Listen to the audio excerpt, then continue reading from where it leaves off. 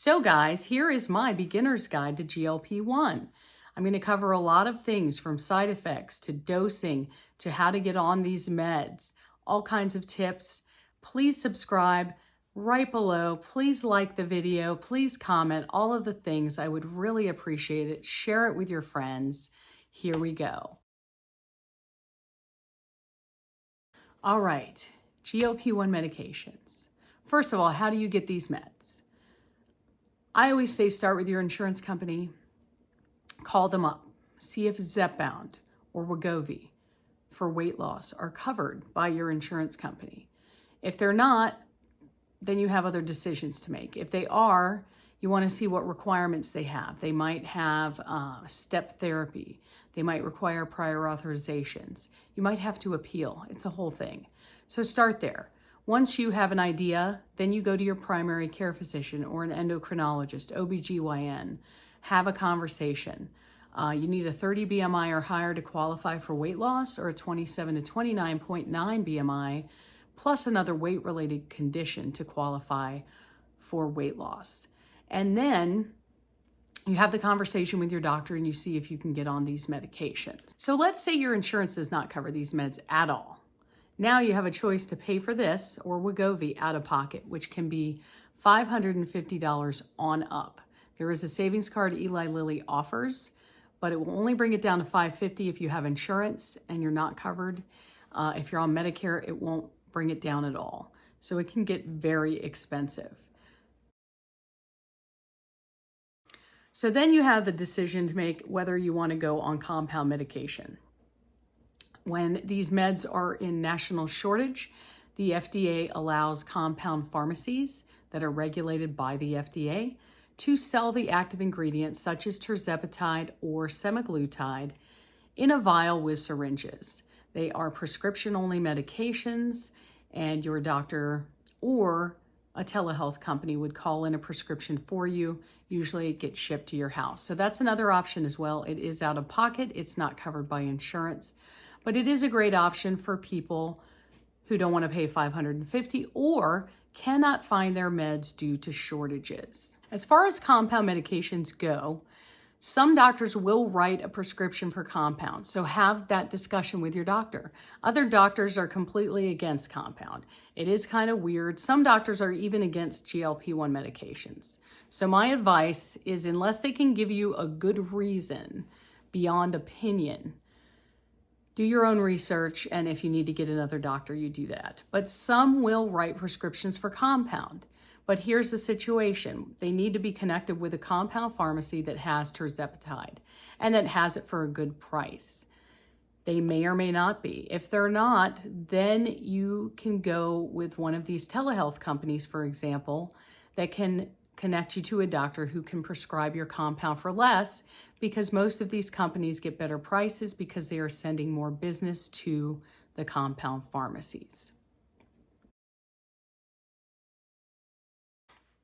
So you've gotten your medication and you're ready to start. If you are on brand name, it's pretty easy. You pop off the cap. This is a used pen. You pop off the cap. You find the spot that you're going to inject. We'll pretend it's like here. I usually put it on and then unlock it first. I do have a video that explains how to do the arm injections on the table, but let's say we did it, then you press your button, you hold, you do the whole thing. If you're doing a syringe, I have a video that shows you how to properly draw out of your syringe and how to actually do an arm injection by laying your arm on the table, and it makes it really easy. So before you do your injection though, what do? A lot of people do what we call pre-gaming, which is focusing on water, electrolytes, protein, the day of your shot, eating healthy, keeping it clean, not overeating, don't eat greasy fried stuff, don't drink, just keeping it clean for that day. You can do it with food in your stomach. I've never had a problem. I just try not to eat anything super heavy because then I can really feel that the next day. So pre-game, get all the supplies you need. Go into my Amazon shop, which is linked below, and I have all these different sections of side effect medications you can get, protein, electrolytes, you name it. So, speaking of side effects, constipation is very real on these medications. I wish I'd known my first week. To stay ahead of the constipation, drink water, get your electrolytes, move your body, eat fiber. You may need more than that. If you get really, really constipated, obviously if you need to go and use a laxative or something stronger, some Senna, some Prune Lax, do what you have to do. But the whole idea is to stay ahead of it so we're not having to take those types of things on a regular basis. People use Miralax daily. Some people use Colace. I use Mag 07, which is a form of magnesium, specifically help to get everything moving when you're constipated. So that's a good one as well. All of these are in my constipation section of my shop. Nausea. Nausea is also very real for some people on these meds. I don't get real nauseous. I'll get queasy. And when I do, I'll drink some water with electrolytes and I'll eat some protein. And that usually takes it away for me. But if you have stronger nausea, talk to your doctor about Zofran. It does cause constipation. But if you're only using it as needed, you may not need it that much, hopefully. I've used it 3 times in 18 weeks, and it does help. It does help. Beyond that, you could get some ginger chews. I also have some other product suggestions in my nausea section of my Amazon shop. Bloating is also real. I do have one product that I use and I swear by that helps constipation, nausea, and bloating.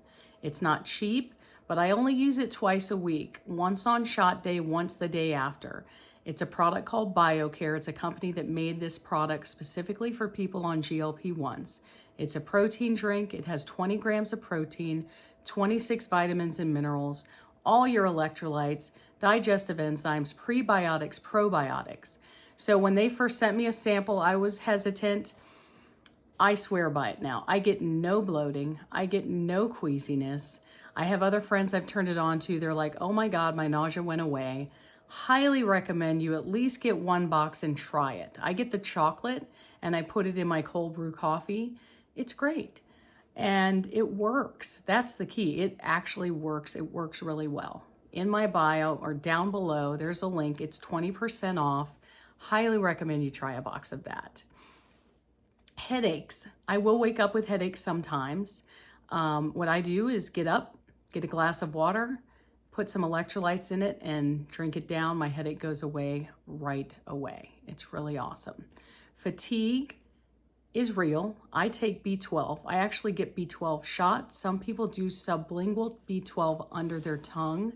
That's in my supplement section of my Amazon shop. It does help, it does work. It also regulates sleep patterns. So if you're having any issues with insomnia, B12 is also great for that. There are also a lot of people that get really cold on these medications. I love it.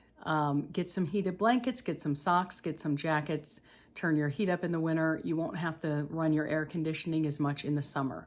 Like, it's crazy. Normally I like it like 73 in my house. In the winter, I was putting it up to 76. In the summer, it's gotten as warm as 77 in my house. I know it's not summer yet, but it's felt like it.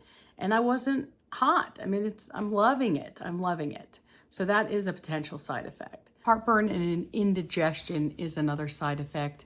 I don't get that myself, but I did create a section in my Amazon shop with some suggestions for heartburn. Also, along the same lines with the heartburn and indigestion is you can get these things called sulfur burps. They are burps that taste like rotten eggs. Not pleasant. Have some Pepto Chews on hand, Pepto-Bismol chewable tablets, and some papaya enzymes. Get them ahead of time, because if you have them in the middle of the night, you're not going to be able to go run and get them. So just have some, and then if you get them, take them, and it should help. Also, keep an eye on what you're eating, because certain foods will cause them. So keep an eye on what you're eating. There might be something you're eating that causes them. It's not the same for everyone. I know for some people, red meat might do it. For some people, eggs might do it. I don't have a problem with either of those. For some people, certain vegetables might do it. So just keep an eye on what you're eating. Beyond that, you might have some other side effects that don't seem normal. I know people can have injection site rashes. You can add Benadryl cream to that. Some people might have more extreme reactions, like actual allergic reactions to the medication and break out in hives and itch. You need to talk to your doctor if that happens. If you're vomiting on these medications, that's not normal. Talk to your doctor. Anything that seems out of the norm or out of, the side effects we've discussed, talk to your doctor every single time. So how about moving up in dose? There's a lot of opinions when it comes to this. And when these studies were done, they moved everyone up in dose. But more and more people are finding that if you stay on a dose that's working, it's better. You don't have as many side effects. You can still lose weight. Do not move up in dose too quickly. I know people who did this early on because there wasn't really much guidance, and then they stalled out at 15. How do you know a dose is working? For me personally, I pay attention to, am I having food noise? Am I having appetite suppression? And can I stay in a healthy deficit easily? If I can stay in a healthy deficit easily, then I am likely having suppression and I'm not having food noise, because those are the two things that really make it hard for me. So if the food noise starts coming back really early, or I'm getting hungry by day 3 or 4, I would consider moving up in dose.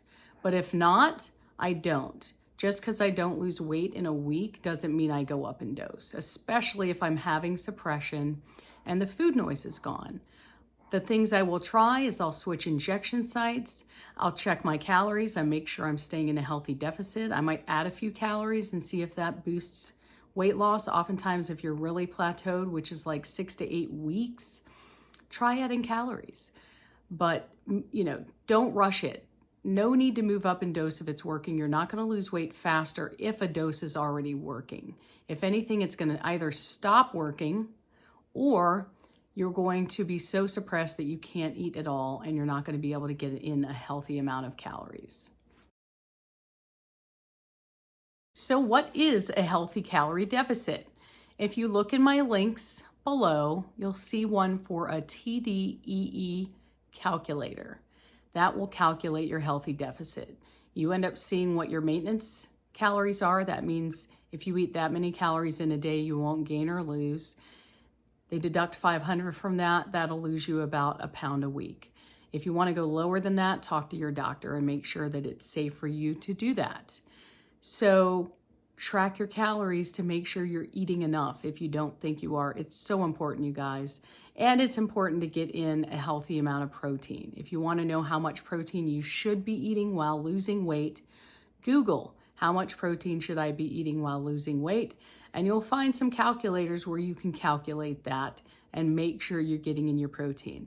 When we lose weight, especially fast, we're going to lose lean muscle. So protein is super important, as is resistance training, any type of weight lifting. So you're having a hard time getting your calories in. You're having a hard time eating. What do? Everyone's different. I would not recommend intermittent fasting. It's going to make it even harder. I wouldn't even recommend keto. There's really no need to diet on these meds, guys. It's about eating less. Obviously, you want to eat cleaner and healthier if you can. Take advantage of these medications. But if you're having a hard time getting in your calories, what I do is when I wake up in the morning, I'll eat some protein. A couple hours later, I'll eat something else. A couple hours later, I'll eat something else. So instead of doing meals, I am eating small bits throughout the day. I might have one meal, like a salad with chicken on it. It's still going to be small. It's like 2.5 ounces of chicken on a salad. But eat throughout the day. If you still haven't gotten your calories in by the evening, have a protein shake before you go to bed, or eat a little bit of protein, eat some nuts, something like that, just to get in some extra calories. So weight loss on these meds, anywhere from 0.5 pound to 2 pounds a week is average. I do see people often say, well, I've only lost 7 pounds in 7 weeks. That's a pound a week.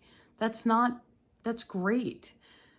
Just because someone else is losing 2 pounds a week doesn't mean you're doing anything wrong. Our bodies are different. They respond to these medications different. Some people lose slower, some lose faster. Just try to do it in a healthy way. Don't compare yourself to others.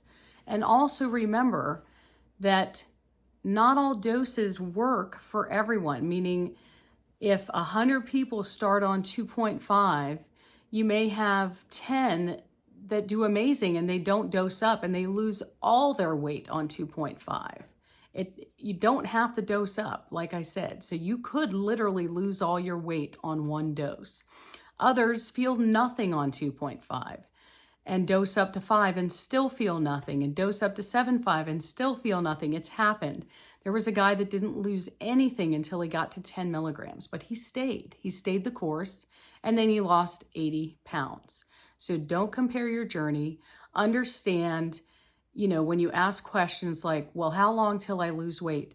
No one can answer that question. Your body will respond to these medications at the dose that it needs, and it's not going to be the same as your friends or the same as mine, etc. So you just need to be patient. You need to give these meds some time. Don't start like semaglutide, and if it's not working in 4 weeks, you switch to tirzepatide. That's not how these work, guys. You got to be patient. So I'm taking the opportunity while I'm on this amazing medication to just eat healthier. My goal when I get off, or when I lose my weight, is to get off the meds. I do have to have knee surgery, so it's going to line up with that anyway. I want to see how my body reacts off these meds. Why wouldn't I, right? Because I can easily go back on for maintenance. So because that's my plan, I'm trying to change the way I eat now. I'm trying to get into better habits. So if I do come off, hopefully those habits will stick. I don't know what's going to happen. I have no problem, like I said, going on maintenance, but I do want to see how my body and mind are going to react when I'm off these medications. How do you get rid of the syringes? You can get a sharps container if you live in an area where you can drop those off at a hospital. If you don't live in an area where you can get something like a hard plastic container like this. That's super thick plastic and has a lid, and you're able to put them in there and dispose of the container. You just don't want to use a container that could be punctured, but the FDA does say that that is okay to do. So for tracking calories, I use MyFitnessPal. You can also use an app called Lose It. There's another one called Berrytastic. As far as scales, I use Renpho. That's in my Amazon shop, but really any scale will do. Most of these scales do not accurately measure anything but your weight. So keep that in mind. All of it's just an average. It's not really measuring your muscle mass. There are ways to do that, but those scales really don't. There's also a cool app called Happy Scale that can link up to any other scale and track your weight, and it has some really good analytics in it, so it's very cool. I also have a spreadsheet where I put the date of my shot, the date of my weigh-in, what dose I did, whether it was brand name or compound, where I injected, and then what I weighed, how much weight I lost that week. And then I have the 7 days of the week, so I can write in any suggestions on, like, was I feeling sick? Was I constipated? And over time, I can see trends and things like that. I will link the spreadsheet down below as well. It's just a template, but if any of you guys want to use it, it does come in handy. What about supplements? Aside from my BioCare, which I do twice a week, I don't take supplements on those days.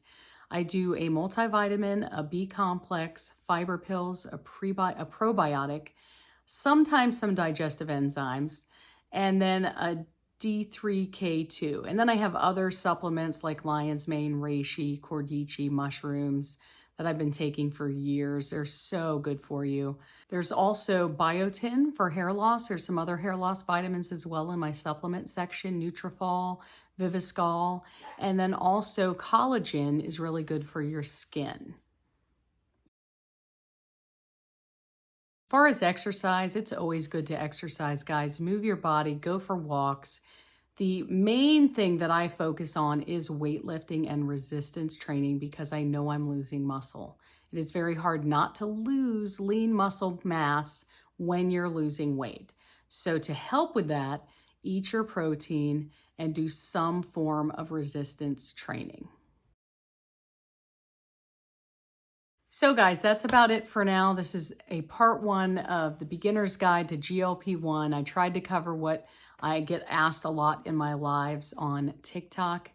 I have a Facebook group, GLP-1 community Facebook group. It's linked below.